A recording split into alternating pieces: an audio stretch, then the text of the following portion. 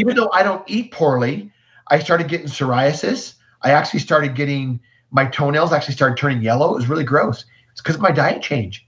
It wasn't that I eat bad. It just— Wait a minute. You didn't need a fancy biotech drug for your psoriasis? I am disappointed, Shane. They make good drugs for that stuff. No, change my diet. Gone. No, I would actually get like little welts and stuff on my fingers, and I'd itch all over. And originally it started happening to me with my feet, and I started eliminating things, and it was weird. I mean, I actually, what happened is I used to, when I was prepping for my national championship, I was eating probably 20 eggs a day.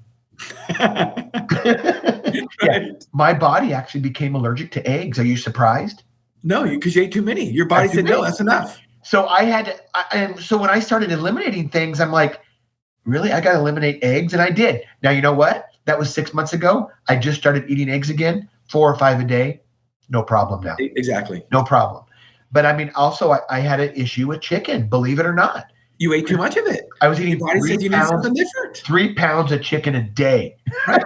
This is another example, and Janet says this all the time about moderation. You know, our bodies are meant to eat things in moderation usually. And, 20 eggs a day, I mean, unless that's all you can do to stay alive, because there's probably times in human history where that's all they had at certain days. But for months and months at a time, that's not necessary. And that's one of the reasons why there's seasons for things, whether it be fruits or vegetables.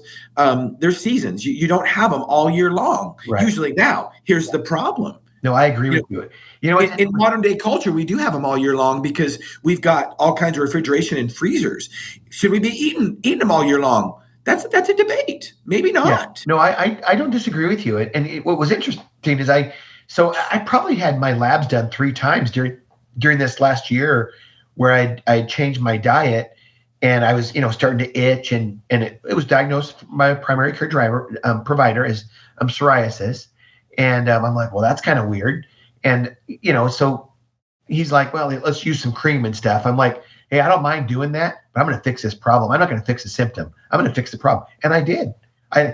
Most people are willing to do that. Every night they'd put on this cream on their hands and their feet and wear the gloves. No. Or even worse, they inject some systemic drug that kills their immune system. I mean, how many people are on these drugs and all they got to do is change their diet? Well, so my point of it is I chased those numbers for those 3 different times. I actually didn't need to. Right. My body was telling me that there was inflammation. And that's the reason I don't like to treat symptoms. I mean, as a bodybuilder and somebody who wants to be healthy, if my body has psoriasis, if there's a reason, I got to fix that. Because it means I have inflammation. It means I'm not healthy. Guess what inflammation causes? Cancer, a whole bunch of other things, right? Cancer is an inflammatory disease. That's why it has skyrocketed since our diets have changed over the last 100 years, period. Well, and let's look at it like this. It's like you wanted to fix the problem, not treat the symptom. That's right. So look at what happens when we chase laboratory values. Here's a perfect example. So, hey, you're a type 2 diabetic. Your insulin, your glucose is over 200.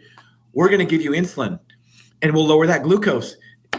Great, my glucose is 70 now. Of course, your insulin levels are over 100. Right.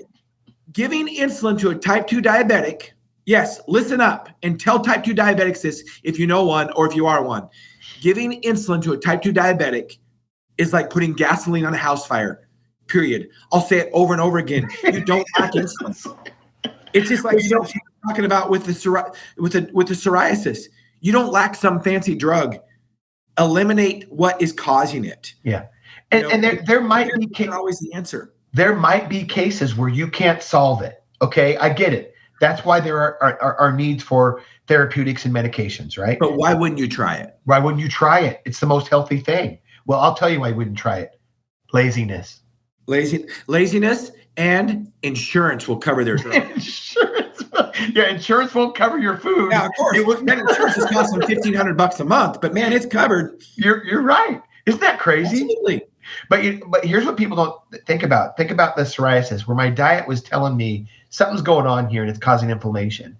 So now then you relate that to insulin with a type 2 diabetic putting gasoline on a house fire. You still have inflammation in your body. Period. That's my point. Right. And it is absolute fact now, obesity and cancer are linked. Absolutely. There's a correlation. Absolutely. And all kinds of cancers, whether it be breast cancer, prostate cancer, whatever. I mean, they're seeing a lot of these cancers are not genetic. You might have the gene to be susceptible to it. They're caused by environmental factors. Absolutely. And a lot of that is, guess what we do every single day? We eat. Yeah. And a lot of it is. Or you smoke or you drink. Okay. So those are the main things that are going to cause cancer: smoking, drinking, eating. When I say drink, I mean alcohol, right? That's what's going to cause it. And so anyway, but were my laboratory tests necessary? No, probably not. My elimination diet figured it. I mean, yeah, I had to eat what they say. I went on this certain protocol, and I think I had to eat bison and salmon for 10 days. Guess what? Gone. Gone. That's awesome. Gone. Well, it was. And then I started introducing some berries and bananas, and I don't normally eat that stuff anyway, but it was just I'm going to see, hey, were there problems? Then I started introducing peanut butter. Oops, that was a problem. This is weird. It's not now. I've started introducing it again. Believe it or not, stevia was a problem. Stevia was a problem for me. Now, it's a plant. Stevia is a plant.